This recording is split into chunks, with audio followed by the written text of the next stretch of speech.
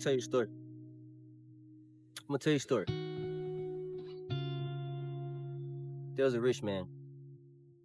He found Jesus with his disciples. He went up to him and he asked him some questions. And he wanted to know how good is he keeping the commandments. And Jesus, he said, you know the commandments. Do not commit adultery. Do not steal. Do not bear false witness.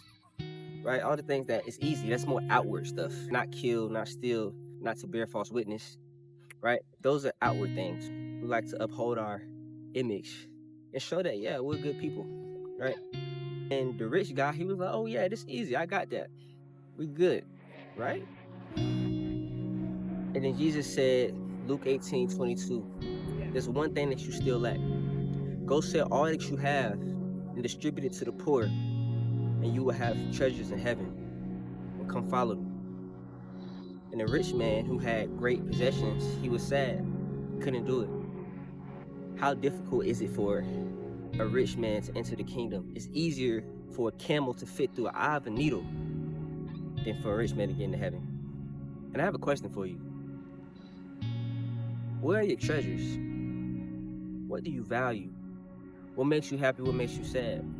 I'm only asking this because I'm in a season of my life where I'm really trying to take inventory of my values and what I deem important to me, because it shifts my whole day, my whole week based on things that honestly are in the world. If you're a believer, you're on this world, but you're not of this world. You need to place your treasures in heaven,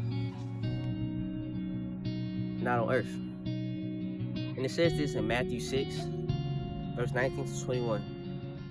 It says, lay for yourself treasures in heaven. Do not lay yourself treasures on earth. For where your treasures are, your heart will be also. The man, he did everything right. Do not steal, do not commit adultery.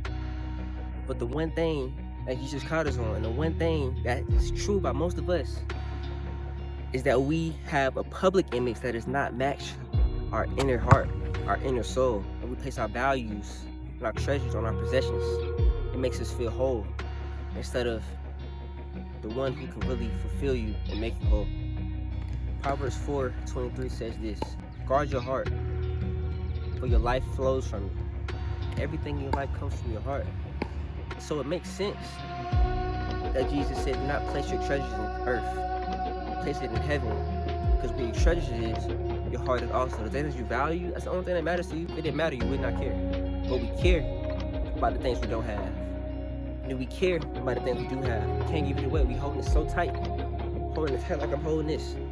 We hold it so tight to us. And Jesus just want to know, will you give it to him? Will you give it to him? Justin, will you give it to him? I asked myself that. I've been reflecting on Matthew 6 this whole week.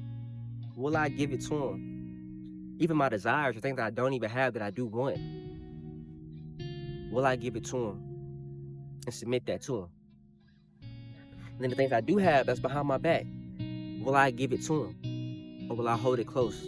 He's not telling you to not want anything. He's just telling you to take inventory of what you do want and where your values are, and how much of that is actually in heaven, how much of that is actually on earth. If you have 99% on the earth and 1% in the heaven, it's not good enough. He wants to know will you give it to him, because ultimately we don't understand this, but he knows that when we put our treasures in, that's where your heart will be awesome. We have to guard it because our whole life springs from that. If you made it this far in the message, I hope that you got something from it. I want to pray that God continues to bless you, and I hope you have a wonderful day.